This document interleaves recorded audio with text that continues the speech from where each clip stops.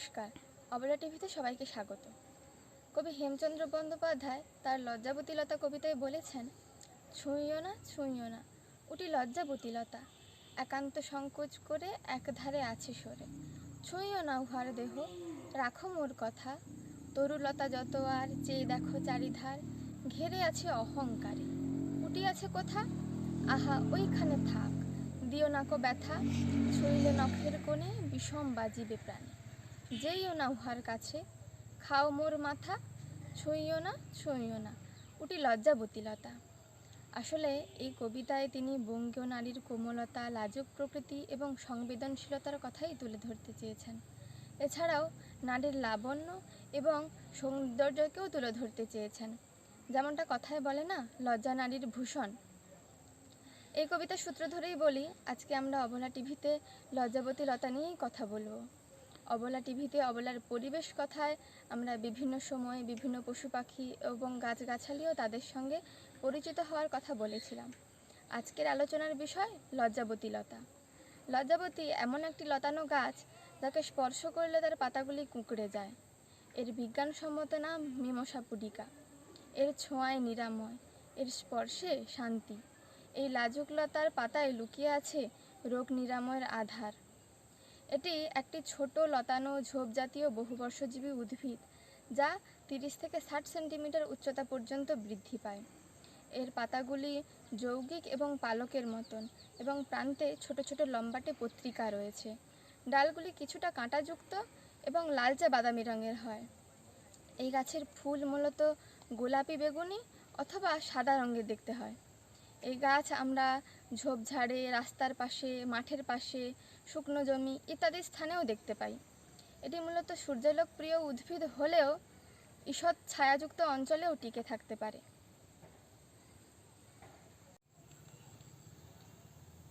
উদ্ভিদ বিজ্ঞানের বেশিরভাগ লজ্জাবতী গাছই উভলিঙ্গ হয়, অর্থাৎ একই গাছেই পুরুষ এবং স্ত্রী ফুল থাকে।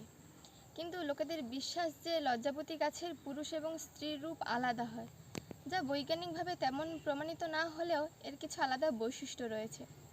যেমন বলতে গেলে পুরুষদের গাছের পাতা অপেক্ষাকৃত শক্ত এবং গাঢ় সবুজ রঙের হয়। ফুল উৎপাদনে উভয় গাছই সক্ষম হলেও বীজ উৎপাদনে সক্ষম শুধু নারী গাছ, এবং নারী গাছের সংবেদনশীলতার ক্ষমতাও বেশি হয়। সবচেয়ে অদ্ভুত বিষয় এই যে গাছটিকে ছোঁয়া মাত্র তার পাতাগুলি কুঁকড়ে যায়। এর পেছনেও রয়েছে একটি বৈজ্ঞানিক কারণ। বিজ্ঞান বলে লজ্জাবতী গাছের পাতার পালভিনাস নামক একটি বিশেষ গঠন রয়েছে। গাছটিকে ছোঁয়া মাত্র যান্ত্রিক উদ্দীপনা থেকে তড়িৎ উদ্দীপনার সৃষ্টি হয়। ফলে পালভিনাস গঠনকারী মোটর কোষসমূহ থেকে নির্দিষ্ট কিছু আয়ন এবং জল অন্য কোষে স্থানান্তরিত হয়। ফলস্বরূপ গাছের কোষের রসস্ফীতিজনিত চাপ এবং অভিস্রবণ চাপ হ্রাস পায়। ফলে পাতার পত্রফলকগুলি নুয়ে পড়ে। প্রায় 20 মিনিট পরে গাছের রসস্ফীতি চাপ আবার স্বাভাবিক অবস্থায় ফিরে আসে। এটি মূলত গাছের আত্মরক্ষামূলক কৌশল, যা গাছটিকে বাহ্যিক আঘাত এবং প্রাণীদের আঘাত থেকে রক্ষা করে।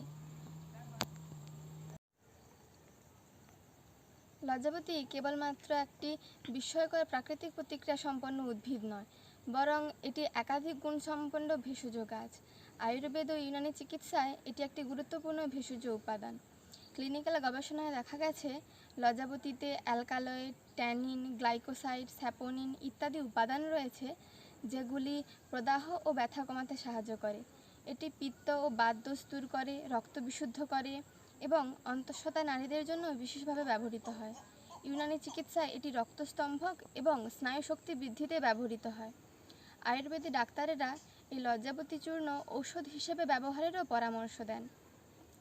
ভারতের জার্নাল অফ ইনথোফার্মাকোলজি সহ বহু জার্নালে প্রকাশিত গবেষণায় দেখা গেছে লজ্জাবতীতে অ্যান্টি ইনফ্ল্যামেটরি, অ্যান্টিমাইক্রোবিয়াল এবং অ্যান্টিঅক্সিডেন্ট উপাদান রয়েছে, যেগুলি ক্যান্সার কোষ বৃদ্ধি প্রতিরোধেও ভূমিকা রাখতে পারে বলে পরীক্ষামূলক প্রমাণ আছে। লজ্জাবতী গাছের রস ডায়াবেটিস সহ উচ্চ রক্তচাপ কমাতেও সহায়ক। এছাড়াও ত্বকের সমস্যা যেমন ব্রণ, অ্যালার্জি, র্যাশ ইত্যাদিতেও ব্যবহৃত হয় এবং ইত্যাদিতে এটি অ্যান্টিসেপটিক হিসেবেও কাজ করে। মহিলাদের ক্ষেত্রেও লজ্জাবতী বিশেষভাবে উপযোগী।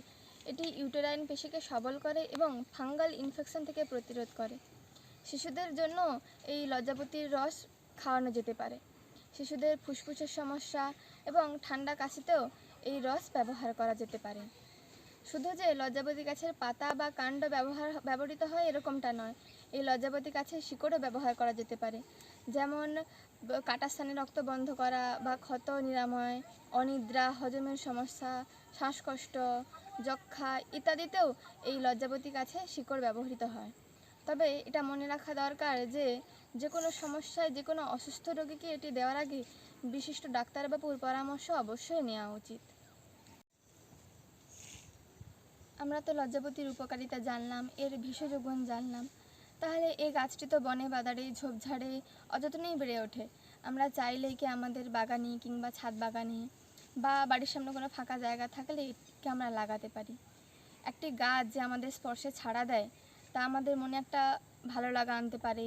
আমরা গাছের সঙ্গে একাত্ম যাপন করতে পারি, আমরা গাছের সঙ্গে সময় কাটাতে পারি। এই গাছ আমাদের বাগানে থাকলে আমাদের বাগানের সৌন্দর্য বাড়ে। এই গাছ যে খুব বেশি দাম দিয়ে কিনে আনতে হয় এরকমটা নয়, একে আমরা যে কোনো স্থান থেকে বা ঝোপঝাড়ে মাঠের পাশ থেকেও সংগ্রহ করতে পারি। এই গাছ লাগালে যে খুব বেশি পরিচর্যা দাবি করে এটি তা নয়, এটি বীজ অথবা কাটিং ডাল থেকেই জন্মায়। মার্চ থেকে জুলাই মাস পর্যন্ত সময় এটি বীজ বপনের উপযুক্ত সময়।